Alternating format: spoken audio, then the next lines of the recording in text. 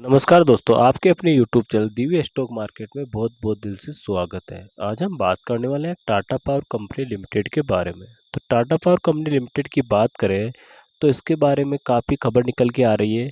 Power sector की बहुत ही दिग्गज कंपनी है और टाटा पावर ने बहुत बड़ा फैसला लिया है, उसके बारे में हम जानने की कोशिश करेंगे। उसके अलावा अलग-अलग रिसर्चों द्वारा इसका अलग-अलग टारगेट और अलग-अलग स्टॉप लॉस दिया गया है, तो उसको भी हम वीडियो के माध्यम से जानने की कोशिश करेंगे।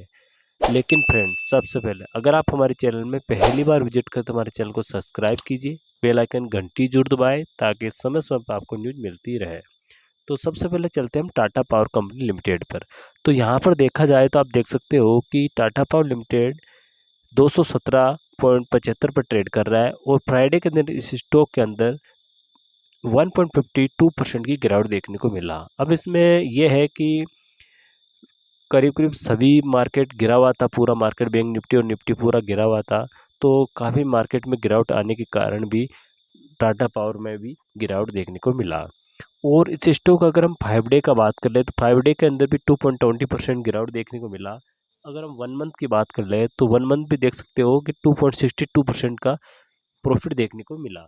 और इस स्टॉक का अगर हम 6 मंथ का देखा जाए तो 6 मंथ के अंदर भी आप देख सकते हो 7.19% का प्रॉफिट देखने को मिला। ये स्टॉक अगर देखा जाए तो आप देख सकते हो कि ये मतलब कुछ दिन पहले ये लगभग आप देख सकते हो कि 183 रुपये और 95 पैसे पर ट्रेड कर रहा था 28 मार्च को। तो इस स्टॉक ने धीरे धीरे रिकवरी दिखाई है। 6 मंथ के अंदर 7.19% का प्रॉफिट देखने को मिला। और इस स्टॉक की क्या न्यूज़ निकल के आई उसके बारे में हम जानने की कोशिश करते हैं। आप देख सकते हो कि टाटा पावर ने पश्चिम बंगाल में मालदा में ईवी चार्जिंग स्टेशन स्थापित किए हैं। टाटा पावर ने शुक्रवार को कहा कि उसने पश्चिम बंगाल में मालदा में एक होटल में सार्वजनिक चार्जिंग स्टेशन स्थापित किए हैं, जिससे राज्य भर में ऐसे भी गतिशीलता बुनियादी ढांचे की कुल संख्या 150 से अधिक है। और इसके अलावा आप देख सकते हो कि इसने होटल में 30 किलोवाट और 7.4 किलोवाट की क्षमता वाले 2 चार्जिंग स्टेशन स्थापित किए हैं, जो कलकत्ता सिलीगुड़ी राजमार्ग मालदा रेलवे स्टेशन से 5 किलोमीटर की दूरी पर है। और इसके अलावा आप देख सकते हो कि होटल में आने वाले सभी यात्री या पर्यटन यात्रा के दौरान निकटतम चार्जिंग स्टेशन ढूंढने के लिए Tata power EV charge mobile app का उपयोग कर सकते हैं।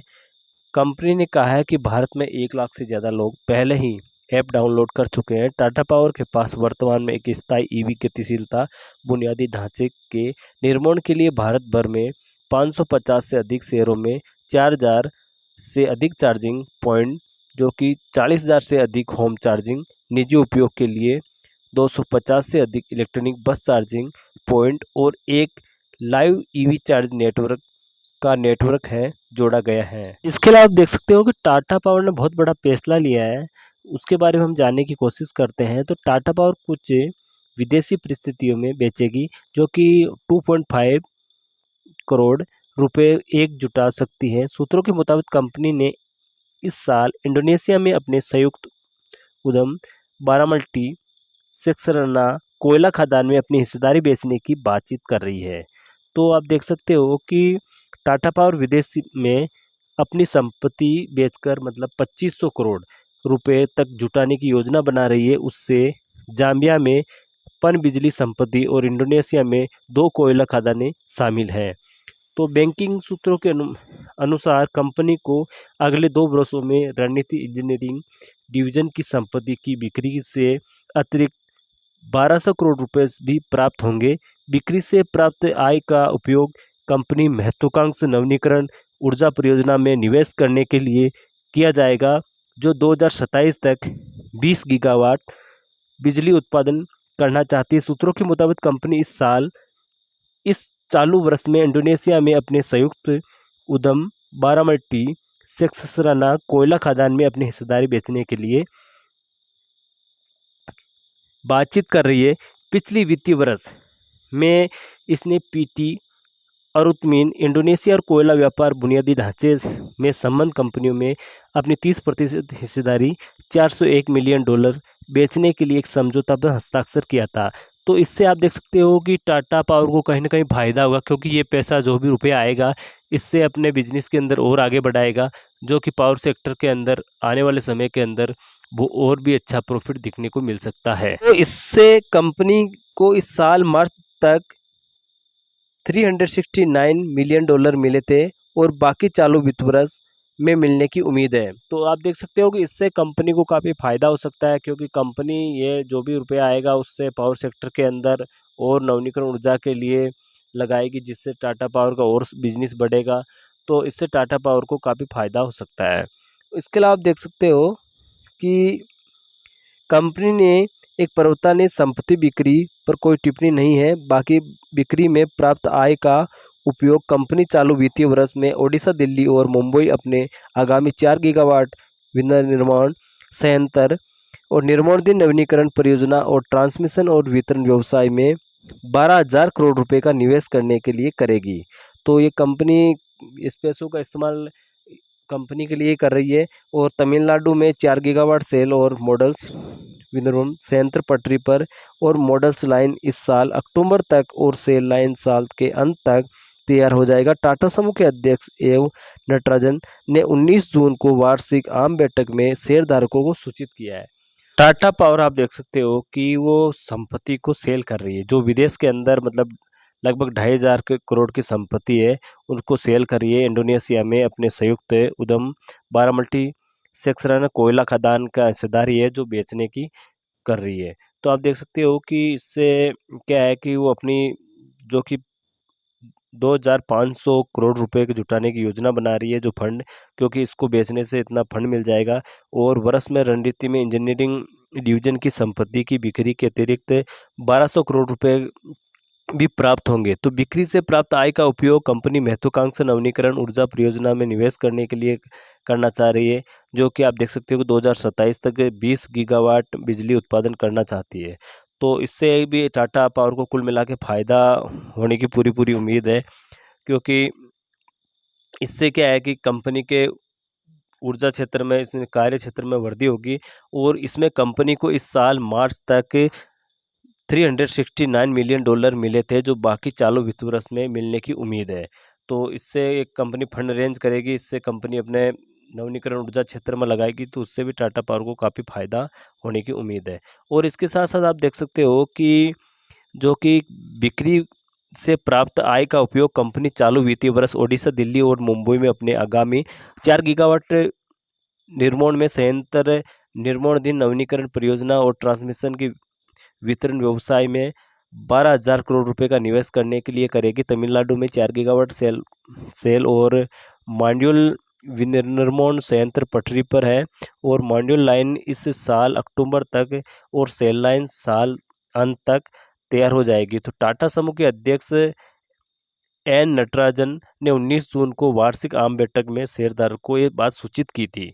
और इसके अलावा आप देख सकते हो कि कंपनी ने अगले 4 वर्षों में 75,000 करोड़ रुपए का निवेश नवीनीकरण ऊर्जा की पहचान की है। और इसने अपनी सहायक company Tata power renewable energy, जो कि टीपीआरएल के तहत उपयोगिता पैमाना की परियोजना को छत पर स्थापना और ईपीसी निर्माण, सौर पंप और इलेक्ट्रॉनिक वाहन चार्जिंग सहित नवीनीकरण व्यवसाय को रखा है। और BlackRock real estate, Mubadala investment company जैसे शीर्ष वैश्विक फंडों ने पिछले साल में टीपीआरएल में 4,000 करोड़ रुपए निवेश किया है। तो दोनों निवेश फर्मों के पास टीपीआरएल में 6% हिस्सेदारी होगी, और बॉन्ड इक्विटी में बदलने पर टीपीआरएल ने 9.76% से 11.43% हिस्सेदारी होगी, जो अंतिम रूपांतरण पर इक्विटी मूल्यांकन के अधीन होगी। और इसके अलावा आप देख सकते हो कि ये निवेश नवीनीकरण व्यवसाय को तेज गति से बढ़ाने में सहायता करेगा और टाटा पावर के लिए विकास इंजन बन गया है। कंपनी ने 2027 तक अपने नवीनीकरण पोर्टफोलियो के लक्ष्य को वर्तमान में 5.2 गीगावाट से बढ़ाकर 20 गीगावाट कर दिया है।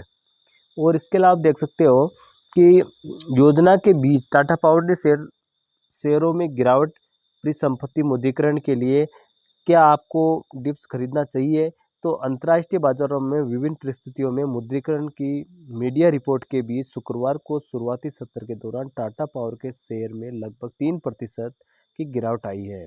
और इसके अलावा देख सकते हो कि टाटा पावर के लिए अलग अलग रिसर्चों द्वारा अलग अलग टारगेट भी दिया गया, जैसे कि ICI के सिक्योरिटी ने स्टॉक को मतलब 262 रुपये के लक्ष्य मूल्य के साथ खरीदने की सलाह दी है, जो लगभग 20% की बढ़ोतरी की संभावना है। और 31 मार्च 2023 को समाप्त तिमाही के लिए टाटा पावर 939 करोड़ रुपए का समेकित शुद्ध लाभ दर्ज किया है और पिछले वर्ष में इस तिमाही में 632 करोड़ रुपए यानी 48% से अधिक वितरण कंपनी की अधिक बिक्री में नवीनीकरण ऊर्जा क्षमता वृद्धि के कारण इसमें समेकित राजस्व है।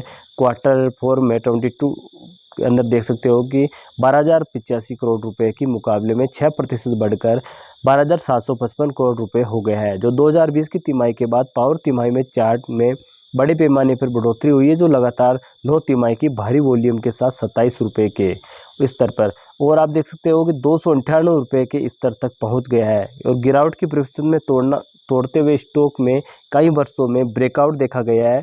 और वैल्यूएशन शेयर एवं स्टॉक ब्रोकरेज जो कि प्रमुख तकनीकी विशेषज्ञ सुजीत देवदार ने कहा है कि मार्च 2021 में 13 साल की लाइन मजबूत तेजी के बाद ये स्टॉक निचले स्तर पर 180 रुपये के स्तर पर कम वॉल्यूम के साथ उच्च स्तर पर 280 रुपये के दायरे में मजबूत होता दिख रहा है। उन्होंने कहा है कि तकनीकी संकेतन जो कि MACD अभी भी शून्य रेखा से ऊपर खरीद मोड में है और अतुलनीय ताकत का संकेत देता है। तो आप देख सकते हो कि इसमें अलग अलग ब्रोकरेज हाउस ने अलग अलग टारगेट भी दिया है और टाटा पावर को आप लॉन्ग टाइम पर्पस से पोर्टफोलियो के अंदर ऐड कर सकते हो, लेकिन आप कोई भी खरीदारी करने से पहले अपना फाइनेंशियल रिसर्च एडवाइजर से सलाह लेकर खरीदारी करें, क्योंकि ये वीडियो सिर्फ हम एजुकेशन पर्पस से बताते हैं। ओके दोस्तों, फिर मिलेंगे अगले वीडियो के साथ।